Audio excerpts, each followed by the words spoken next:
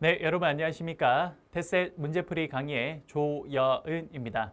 오늘부터 여러분들과 함께 우리 테셋 문제풀이를 진행을 할 건데요. 여러분들 우리 교재는요. 우리 테셋 공식 교재 요걸로 진행을 할 겁니다. 여러분들 지금 이론 강의를 통해서요. 앞쪽에 있는 이론들을 쭉 쌤이랑 같이 공부를 했는데요. 여러분들 뒤쪽부터 여기 테셋 정규 과정에 우리 테셋 실제 기출문제 총 4회분이 수록이 되어 있습니다. 그래서 그 4회분을 여러분들과 함께 총 20회 정도의 한 20강 정도에 걸쳐서 여러분들과 하나하나 좀 진행을 해 보도록 하겠습니다. 그래서 오늘은요. 그 첫 번째 시간으로 기출문제 첫 번째 1세트를 여러분들과 함께 풀어보도록 하겠습니다. 여러분들 첫 번째 1번부터 문제를 좀 진행을 해 보도록 할게요. 자, 여러분 첫 번째 문제 1번입니다. 한번 보도록 하죠.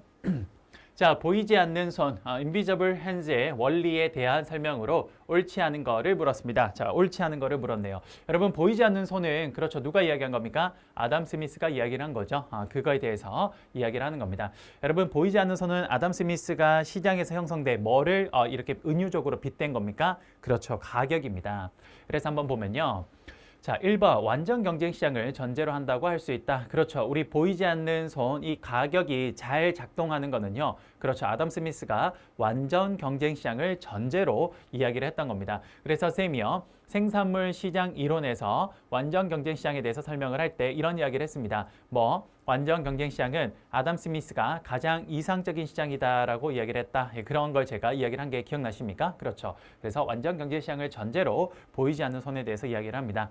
두 번째, 시장을 통해 자원의 효율적 사용이 가능하다는 주장이다. 그렇죠. 뭡니까? 시장을 통해서 형성된 가격이요. 자원의 배분을 효율적으로 이루어주게 해준다라는 내용이니까 2번도 맞겠네요. 3번, 자원의 사용에 대해 미리 계획을 세워야 한다는 주장이다. 그러네요. 3번이 틀렸네요. 뭡니까? 보이지 않는 손, 가격이요. 그렇죠. 미리 계획이 세우지 않더라도 시장에서 결정된 가격, 보이지 않는 손에 의해서 자원은 그렇죠. 자유롭게 배분될 수가 있다라는 내용이기 때문에 3번이 틀린 내용입니다. 4번, 아담 스미스가 시장의 작동 원리에 대해 설명한 표현이다. 4번도 맞는 말이고요. 5번, 사익을 추구하는 사람들 사이에 경쟁이 공익을 만들어낸다는 주장이다. 그렇죠. 뭡니까? 서로 사익을 추구하는 과정에서 서로 경쟁을 하게 될 거고 거기에서 좀 더 나은 어떤 제품도 생산이 되고 자원을 효율적으로 배분이 되니까 거기에서 그렇죠. 더욱더 그렇습니다. 발전할 수 있다라는 내용이네요. 정답 몇 번입니까? 3번이 되겠네요. 네, 계속해서 2번 문제 한번 풀어보도록 하겠습니다. 자, 2번 문제 한번 보죠. 다음 보기 중 완전 경쟁 시장의 특징으로 옳은 것을 물었습니다. 맞는 거를 찾았네요. 여러분들 완전 경쟁 시장의 특징을 쌤이 간단하게 한번 설명을 해보면요. 이렇게 설명을 할 수 있죠. 완전 경쟁 시장은 대전제가 뭐냐면요. 그렇죠. 소비자가 다수고 생산자가 다수라는 전제하에서 전개되는 시장입니다. 이러한 완전 경쟁 시장은요. 진입장벽이 없어서 진입과 탈퇴가 자유롭고요. 그래서 따라오는 두 번째 특징이 장기 초과 이윤이 0이 된다라고 이야기를 했습니다. 그리고 세 번째로 완전 경쟁 시장은 똑같은 제품을 생산 판매하기 때문에 동질적 재화를 생산 판매한다라고 하고요. 마지막 네 번째, 완전 경쟁 시장은요. 독점력이 없기 때문에 가격 결정력이 없다라고 이야기를 합니다. 그리고 제가 그때 수업 시간에 잠깐 한번 말씀드렸는데 다섯 번째로 완전 경쟁 시장은요. 완전 예측, 완전 예견을 대전제로 한다라고 이야기를 했습니다. 완전 예견. 생산자나 소비자나 모든 정보를 완벽하게 예측할 수 있는 걸 완전 예견을 전제로 시장을 그렇죠. 시장 이론을 발전시킨다라고 이야기를 했습니다. 자, 한번 봅시다. 1번 생산자에 의해 제품의 가격이 결정된다. 틀렸죠. 가격 결정력이 없기 때문에 1번 틀렸고요. 2번 기업이 생산하는 제품은 기업마다 조금씩 다른 게 아니라 동질적 재화를 생산 판매합니다. 3번 시장 내 소수의 생산자가 아니라 다수의 생산자이기 때문에 3번 틀렸고요. 4번 소비자와 생산자가 시장에 대한 모든 정보를 알고 있다. 완전 예측이 맞네요. 정답 4번이 되겠네요. 4번이 틀린 말이 4번이 맞는 말이 되겠네요. 5번 진입장벽이 있는 게 아니라 진입장벽이 없죠. 진입과 탈퇴가 자유롭기 때문에 됐습니까? 2번에 정답 그렇죠. 4번이 되겠습니다. 다음 표는 많은 업체와 경쟁하고 있는 어느 카페의 생산 함수이며 커피 한 잔 가격이 4달러다. 지금 보시면 커피 한 잔 가격이 4달러라고 나오네요. 임금이 주당 400달러에서 700달러로 상승할 때 이 카페 주인이 고용할 노동자 수의 변화로 오른 것은 이라고 했습니다. 여러분 이건 어떻게 하냐면요. 그렇죠. 내가 사람을 한 명씩 고용할 때마다 거기에 들어가는 비용이 있습니다. 인건비. 그럼 사람을 한 명 고용하면요. 그 사람을 한 명씩 더 고용할 때마다 더 많이 생산을 할 거예요. 그렇죠? 그러면 결국 어떻게 이 문제를 풀어가냐면요. 사람을 한 명 더 고용할 때마다 들어가는 추가적 비용보다 그 사람이 생산해내서 그렇죠. 내한테 이득이 주인한테 이득이 되는 이 이익이요. 더 크다면 사람을 계속 고용하는 겁니다. 맞습니까? 거기까지 한번 보는 거예요. 그럼 보세요. 예를 들어서 사람을 한 명 추가했습니다. 여기서 한 명 추가하면요. 그러면 커피 생산량이 몇 개 늘어나냐? 그렇죠. 요 한 사람이 200개를 생산을 하는 겁니다. 맞습니까? 한 명을 추가 고용하면 200개를 생산을 해요. 그럼 보세요. 이렇게 한번 적어볼까요? 노동자가 있고요. 그 다음 커피 생산이 됩니다. 자, 그러면 노동자를 지금 한 명도 없는 상황에서 한 명으로 추가를 하면요. 자, 0명에서 한 명으로 이렇게 추가를 하게 되면 그러면 요때 한 명을 추가했을 때 들어가는 비용이 얼마냐? 그렇죠. 400달러가 들어갑니다. 400달러. 그러면 요 한 명을 내가 고용하는데 400이라는 비용이 들어가는 거예요. 그런데 요 사람이 한 사람이 몇 개의 커피를 만들어냅니까? 그렇죠. 커피를 200잔 만들어내요. 그럼 여기인데 커피 한 잔 가격이 예를 들어 4달러라고 했을 때 처음에 그러면 200잔에다가 한 잔당 4달러에 판매가 되면요. 요 사람이 생산해내는 그렇죠. 가치가 얼마가 되냐? 800달러가 되는 겁니다. 결국 내가 한 사람을 주인이 한 사람을 더 고용했을 때 비용은 400인데 그 한 사람으로 인해서 내가 얻는 이익이 800이니까 어디가 더 큽니까? 그렇죠. 이익이 더 크죠. 지금 보시면 이쪽이 노동자 쪽이 뭐냐? 여기가 비용 측면이 될 거고요. 그 다음에 커피 쪽이 뭐가 되냐? 이게 그렇죠. 이게 수익 측면이 될 겁니다. 그러니까 비용보다 수익이 더 크니까 당연히 일단 한 사람을 고용합니다. 그 다음 한 사람 고용된 상태에서 다시 한 명을 더 고용해 볼게요. 자, 이번에는 두 번째 사람으로 고용을 합니다. 역시 한 사람을 더 고용을 하면 어쨌든 처음에 사람들의 주당 임금이 400달러니까 역시 400이 추가로 들어요. 한 명 더 쓰는데.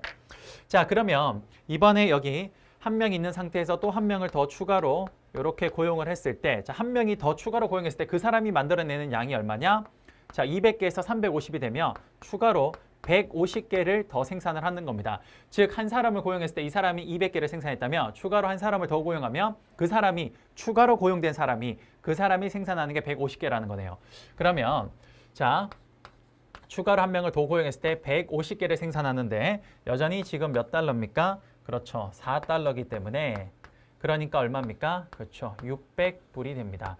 결국 아직도 수익이 비용보다 크기 때문에 당연히 일단 한 명 더 고용해서 사람 두 번째 사람까지 고용을 합니다. 한 번 더 해볼까요? 자, 두 번째 사람에서 이제 세 번째 사람으로 한 명 더 고용을 해볼게요. 여기서 보는 것처럼 여기서 한 명을 더 고용을 해요. 자, 그러면 역시 한 명을 더 고용하면 원래 주당 임금이 400달러니까 400달러 요만큼을 그렇죠. 지급하게 됩니다. 그러면 자, 요번에는 한 사람을 더 두 번째에서 세 번째로 한 명 더 고용을 하면 요 사람은 몇 개를 더 추가 생산하냐? 플러스 100개를 더 생산을 하는 거예요. 그러면 100개를 더 생산을 하는데 역시 뭡니까? 그렇죠. 하나당 가격이 4달러입니다.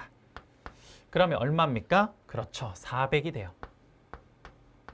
자, 지금 보면 그렇습니다. 이게 두 개가 비용과 수익이 똑같죠. 그렇죠. 이렇게 되면 더 이상 사람을 그렇죠. 더 늘리지 않습니다. 왜? 한 명 더 늘려볼까요? 하나만 더 해볼까요? 자, 세 번째 사람에서 네 번째 사람으로 추가적으로 한 명을 더 고용을 하면요. 여기서 세 번째에서 네 번째 사람으로 추가로 한 명을 더 고용을 하면 당연히 역시 또 한 명에 대해서 주당 400달러를 줘야 됩니다. 그런데 한 명을 더 고용했을 때 그 사람이 생산하는 양은 플러스 50개만큼 증가를 한 거예요. 그러면 50개 증가인데 역시 개당 4달러니까 얼마입니까? 200달러의 수익이 나와요. 보시면 비용이 수익보다 크죠. 당연히 이런 경우에는 그렇죠. 주인은 이 한 사람을 더 고용하지 않습니다. 딱 이퀄이 되는 정도까지만 할 거예요. 그래서 결국에 원래 예를 들어서 사람들의 임금 주당이 400달러였을 때는요.